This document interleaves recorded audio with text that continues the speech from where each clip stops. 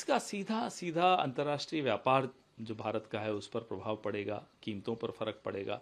और जिस तरह से 2014 से पहले नरेंद्र मोदी इसको मुद्दा बनाते थे, आज वो कैसे अपने ही पुराने वीडियो जब देखते होंगे तो उन पर क्या गुजरती होगी, ये सोचकर हमें भी हैरानी होती कि देखते तो होंगे, नहीं तो हम ही दिखा देंगे, वो अलग बात है। आज अर्थव्यवस्था की स्थिति ऐसी है कि सामने दिखाई दे रहा है इन्फ्लेशन बहुत ज़्यादा बढ़ने वाली है। एक जंग छिड़ी हुई है जहां हमने हमारी विदेश नीति की जो जो ढुलमुल विदेश नीति रही है उसका प्रभाव भारत को सीधे सीधे झेलना पड़ रहा है। स्ट्रेट ऑफ हॉर्मुज चीन के लिए खुल सकता है, जापान के लिए खुल सकता है, रशिया के लिए खुल सकता है, भारत के लिए अभी खुलने में आनाकानी हो रही है क्योंकि हमारी विदेश नीति की का सीधा सीधा दुष्प्रभाव है।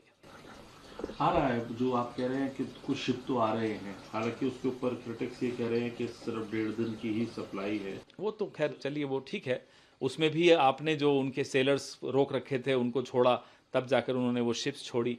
इस तरह से विदेश नीति नहीं होती। ये जो हमारे रिश्ते, ऐतिहासिक रिश्ते ईरान के साथ रहे हैं, उनके ऊपर जो हमला भारत की सरकार ने बोला है उसका नुकसान एक एक उपभोक्ता को झेलना पड़ेगा। बहुत कुछ कमजोर हो चुका है और कमजोर हो रहा है। आप अपने पुराने आर्काइव निकालिए, क्योंकि मुझे स्मरण है बड़े बड़े नेतागण including my prime minister of today, वो कहते थे साख गिरती है, रुपया फलाने की कीमत को पार कर गया।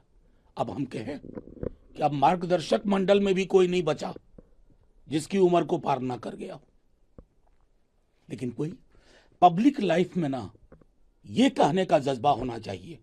अगर आज आपको लगता है कि इतना गिरने के बाद भी हमारी इकोनॉमी स्थिर है तो कहिए उस वक्त के लिए माफी मांगिए, हमने गलत बोला था। ये सरकार चुप है, चुप रहेगी। रुपया जब गिरता है तो सिर्फ रुपया नहीं गिरता, क्या देश की साख प्रतिष्ठा गिरती है। ये मोदी जी के शब्द है जब वो मुख्यमंत्री थे और कांग्रेस की सरकार यहां थी। तो अब जो रुपया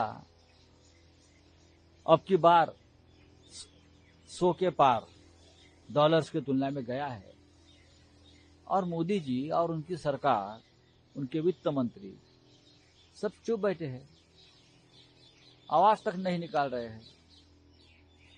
भारत की अर्थव्यवस्था जिस तरह से डगमगाई गई है, रुपया जिस तरह से दर दिन गिर रहा है, तो मुझे लगता है नरेंद्र मोदी जी देश का नेतृत्व करने में अब सक्षम नहीं रहे। युद्ध तो है, आज युद्ध है, कल तो युद्ध नहीं था ना। जब रुपया गिरना शुरू हुआ, जब से मोदी जी प्रधानमंत्री बने, जब से मोदी जी प्रधानमंत्री बने, ये सरकार आई है, तब से रुपया गिरने का सिलसिला शुरू हुआ है। मोदी जी आज भी चुनाव प्रचार में व्यस्त है, उनको रुपया की चिंता नहीं है, इतना ही मैं कहूंगा। तब क्या कहेंगे मोदी जी से? मोदी जी से इतना ही कहूंगा, मोदी जी अब झोला उठाओ और चले जाइए। ये हमारे देश की विदेश नीति पूरी तरह से फेल हो चुकी है और इस दिशा में सरकार की तरफ से किसी प्रकार का कोई सार्थक और कारगर उपाय सुधारने के लिए नहीं किया गया, जिसका परिणाम हुआ कि आज हमारे देश की मुद्रा शक्ति, purchasing power of money day by day घटती जा रही है। इसका असर हमारी अर्थव्यवस्था पर बहुत बड़े पैमाने पर पड़ेगा, हमारी खेती पर और हमारी बाजार पर और हमारी डेयरी पर, सभी क्षेत्रों में इसका प्रभाव पड़ेगा।